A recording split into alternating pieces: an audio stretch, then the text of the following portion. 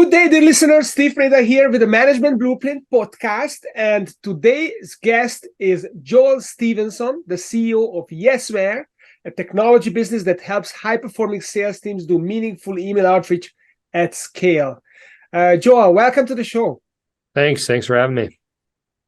Well, it's great to have you, Joel. And I'm curious about your CEO journey. How did you land in the top seat of a fast-growing startup, Yesware?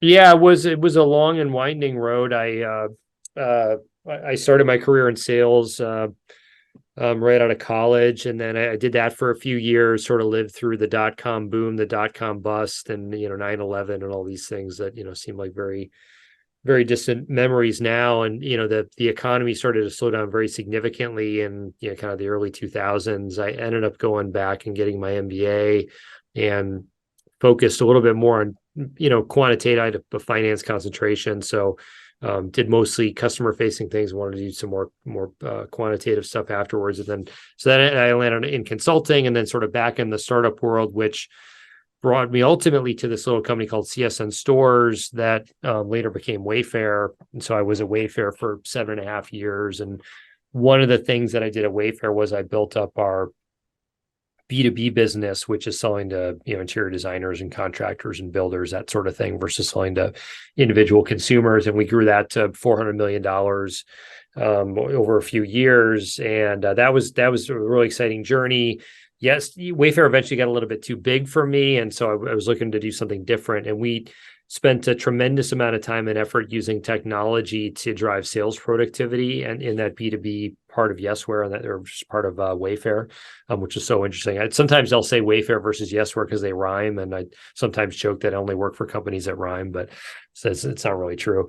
But then, as I was looking to leave, there was an opportunity to join. We had an investor in common between Yesware and Wayfair, and so I knew a little bit about the company, got to know them better, and the chance to sort of stay in Boston and go from a buyer of tech like that to a seller of tech like that, and help other companies do sort of some of the things that we were able to do at Wayfair was exciting. That's how I ended up here. Well, incidentally, I recently purchased some tiles from Wayfair, so I kind of experienced it is a pretty powerful B2C platform as well. Yeah. So it seems like you did a great job there too. So so I'm excited about how you do this. How do you spur sales and marketing for a retailer or for a service business? So can you please share about your favorite framework for customer acquisition? Yeah, I mean, there are many ways to acquire customers. Obviously, there's people have different motions. Sometimes you have e-commerce. Sometimes you have high call center, high velocity. You have inside sales. You have outside sales. There's many channel sales. There's all kinds of different ways to do it.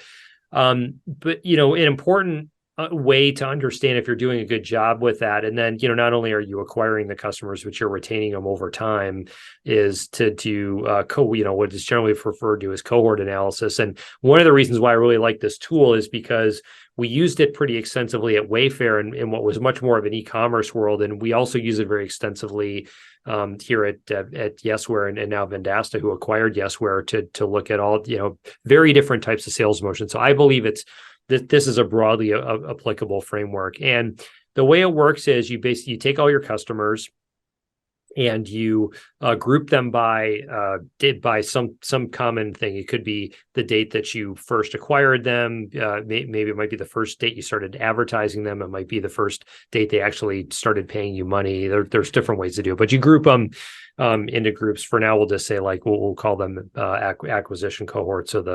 And people use different time frames. Oftentimes people use months, but you can use quarters or years or weeks. It really doesn't matter.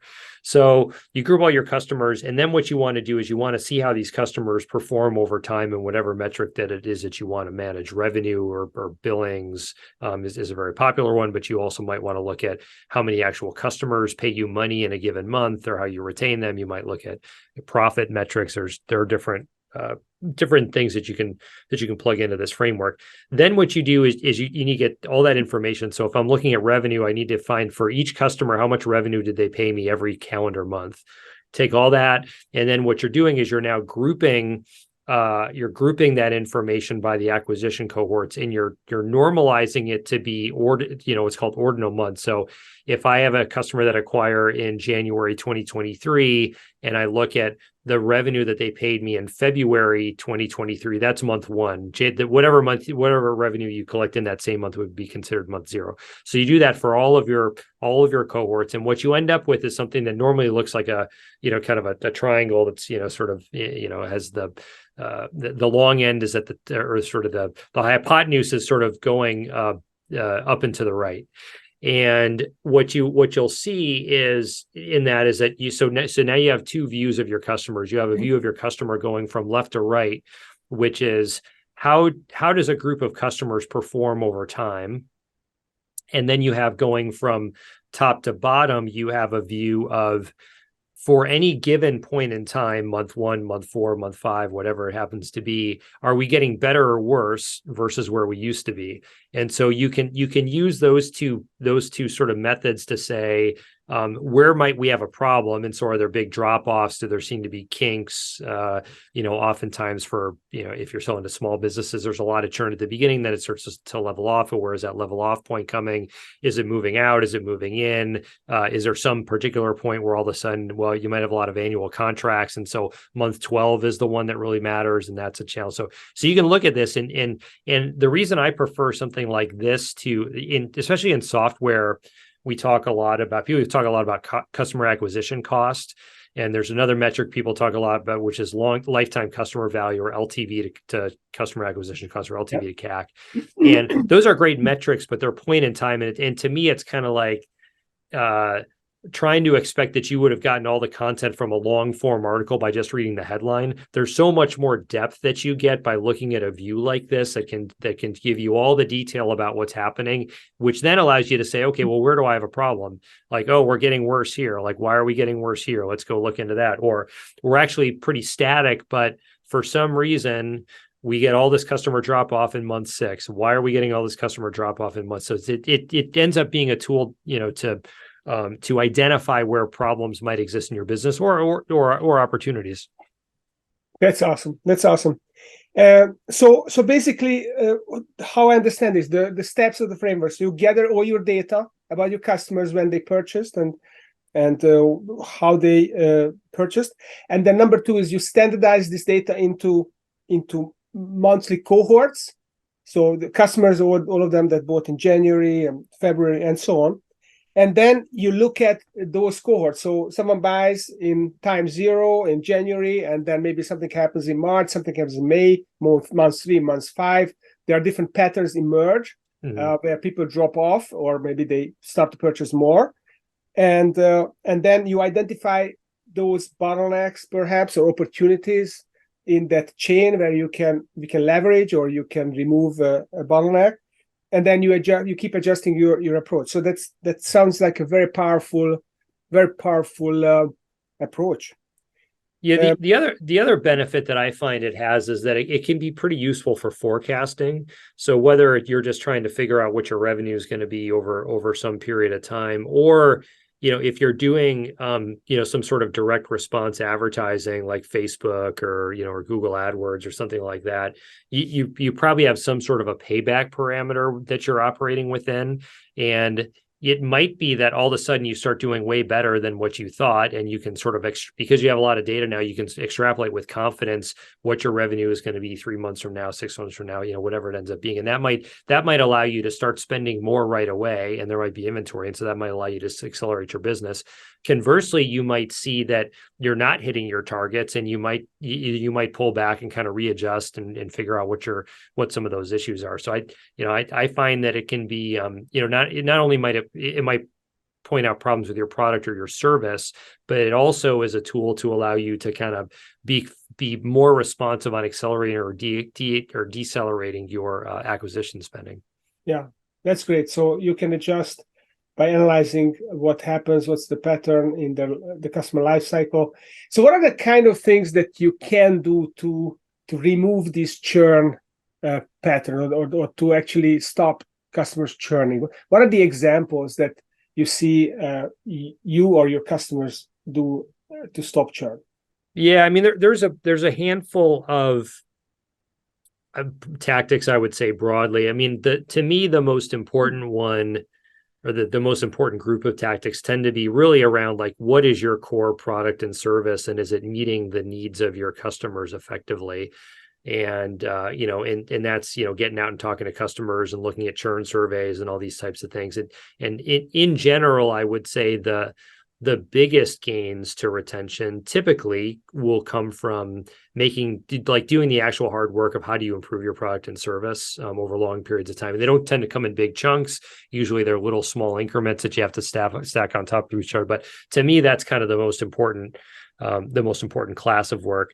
There are other classes of work which are also important and can produce a big benefit, and sometimes can produce a big benefit much more quickly than the product work. One of them is just how are you servicing your customers? So, you might be servicing your customers all one way. You maybe have an opportunity to segment your customers and give your top customers better service.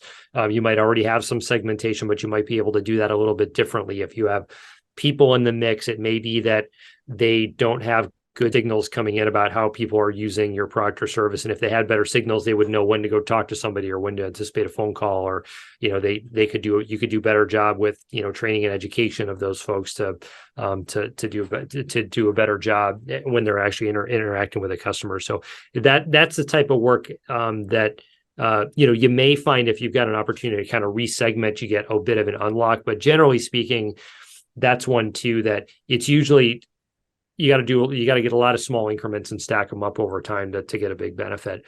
And then the last one tends to be, what type of customers are you bringing into your funnel? And so are you actually bringing in customers that are not good fits?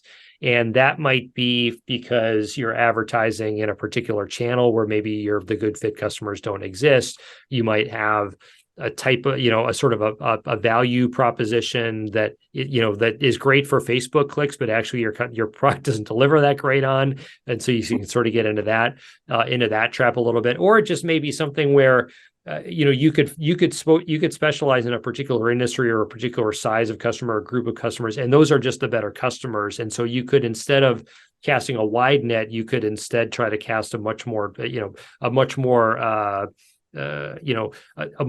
net, or you sort of do spear fishing instead of net catching, if you will, and that can be very effective in some cases. Yeah, interesting. So there are lots of reasons there could be lots of reasons for churn, and with an analysis like the cohort analysis framework, you can actually identify what happens to the customers in months 2, months 5, and you can correlate them to certain things they do or they don't do, or communications you do, or that trigger churn or prevent churn, and you can adjust your approach. Yeah, so, and if you have good enough data, it's easy to filter those things. So you could say, well, how do our automotive customers do versus our HVAC customers? Or so I'm just making that up, but there are many ways to handle that. Mm-hmm. Okay, so that gives you data that you can analyze further rather than just the aggregate data, which is great. Now, switching gears here. So Yesware is in the business of helping sales team do meaningful email outreach. So what is the problem that you're solving at Yesware? Yeah, there's two reasons people would typically look for a solution like Yesware. One reason is just good old sales productivity, where you might be doing some things manually that you could do in a more automated way. Doing higher volumes of email outreach where you have, some similar types of things that you're saying, calendar booking, syncing information back into your CRM are all things that can be done in an automated way, and that then in turn free up more time for selling activities. Then the other reason tends to has to do with intelligence or effectiveness. And so can I get more information into my sales process such that I can make better decisions about the content that I'm sending, or how I'm reacting, or how I'm sort of sequencing my sales process, so that I can improve not only the current sales process that I'm in, but future sales processes. Okay, so you essentially help them optimize the sales process over time by gathering information on what is happening in their sales? Yeah, that's right. I mean, like a very simple example might be, let's say, you and I have let's say you and I meet and we just have a discovery meeting. I'm just trying to learn more about your business. And I decide, okay, well, Steve's going to be a pretty good fit. And so what I normally do after we meet is I have a template where I say, hey, thanks for meeting. And here's all the things that we talked about that I think are great. And oh, by the way, here's a white paper that you should read when you have some time because it's going to be great. And click here to schedule the next meeting, or I'll call you and say, yeah, something like that.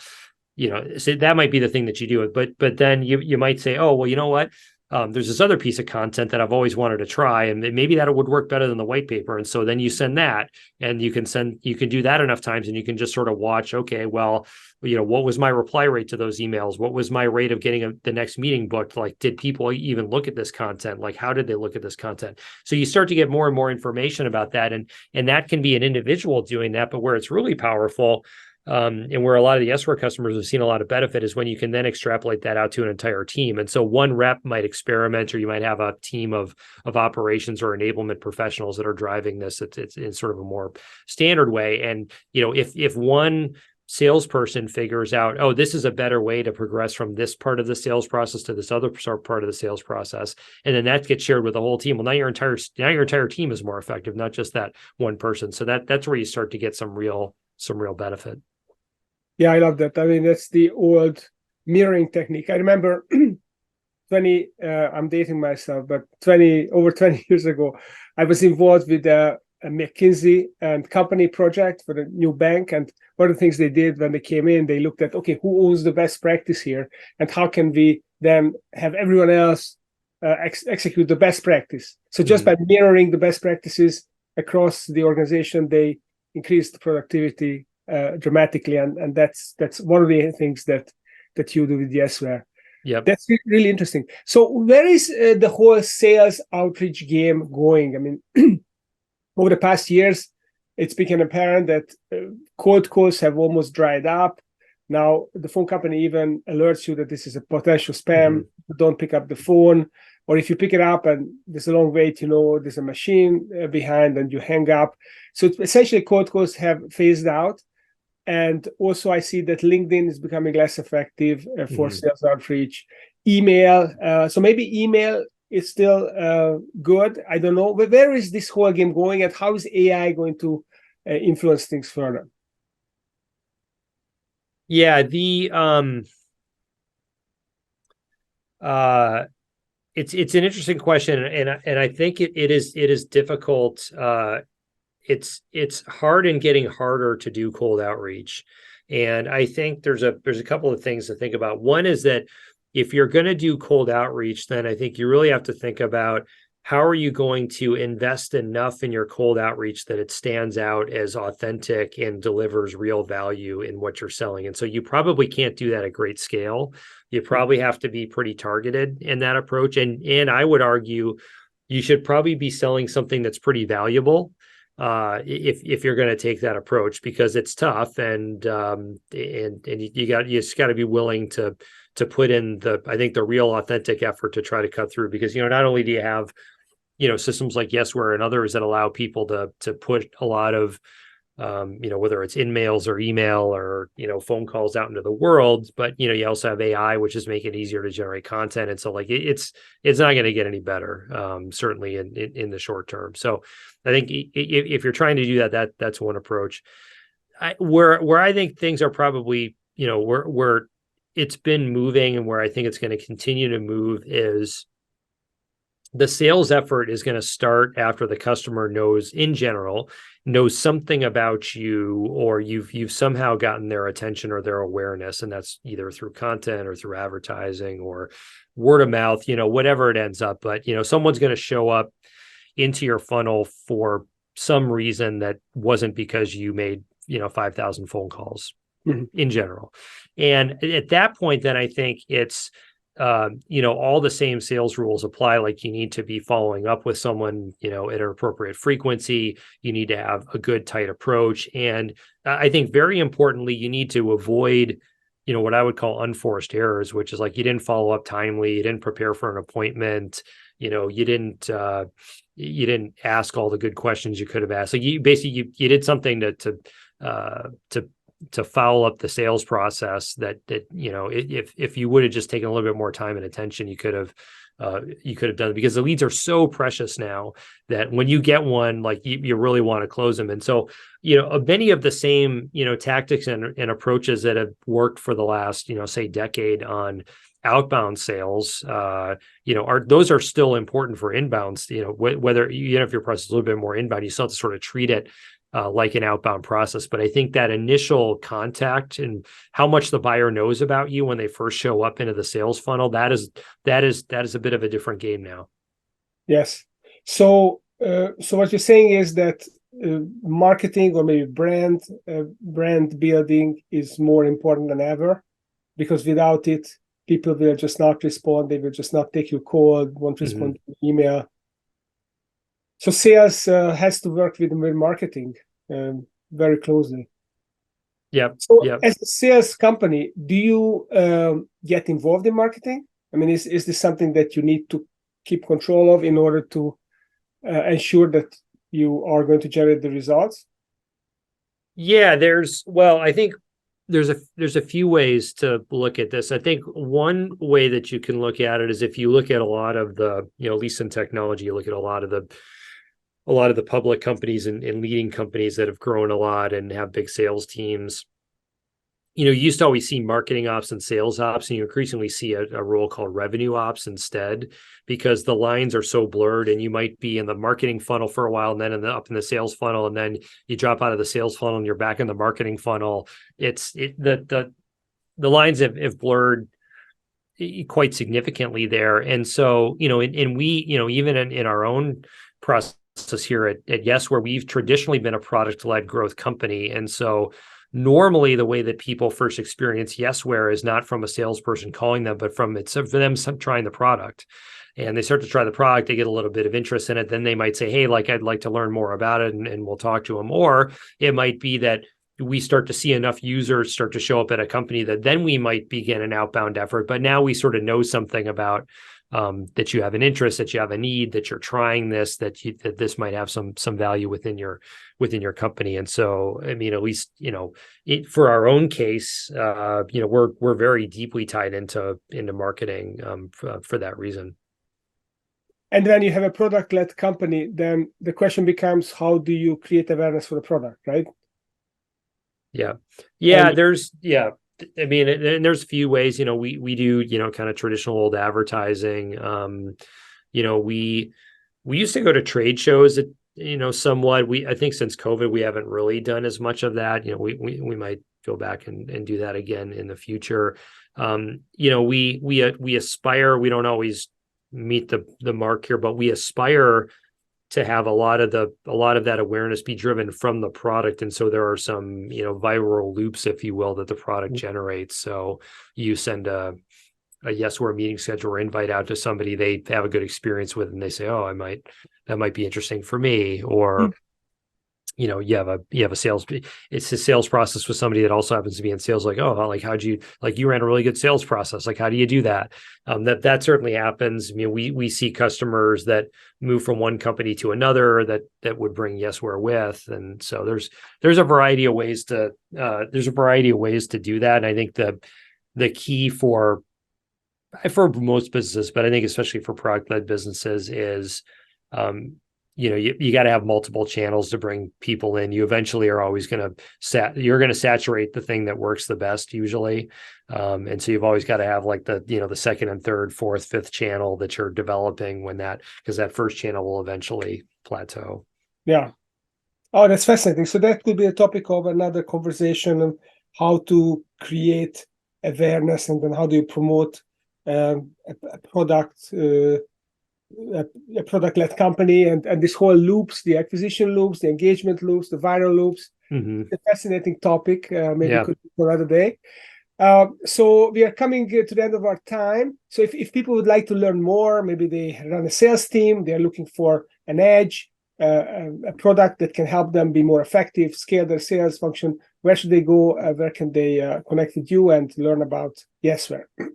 Yeah, the best way is just to come to yesware.com. We've got, if you go to yesware.com/blog, we've got, a decade worth of sales content that we've written that tends to be pretty data driven and I think helpful, and it's all free, so you can do that. You can sign up for a free trial at Yesware.com. We've got a free forever tier, so if you want to just get have a little bit of email tracking or something, you can get that. If you want to do more, we've got some more options available. And then I've got a sales focused podcast called The Hard Sell, which you can find at Yesware.com/podcast, or on the in the usual places. Hopefully the same places you're listening here to this one. Okay, so the hard sell, it sounds intriguing. It is hard to sell these days, even if you don't do a hard sell. So definitely an interesting podcast to check out. So thank you, Joel, for coming and for sharing your knowledge. And those of you listening, don't forget to check out our YouTube and subscribe to our YouTube channel, because that's where all the good stuff is. And we started putting shorts up, so you can go back and you can just taste some of the past episodes, look at the framework, and if you like it, you can go to the full episode and check it out as well. So thank you for listening, and thank you for coming, Joel, to the show. Great to be here. Thanks.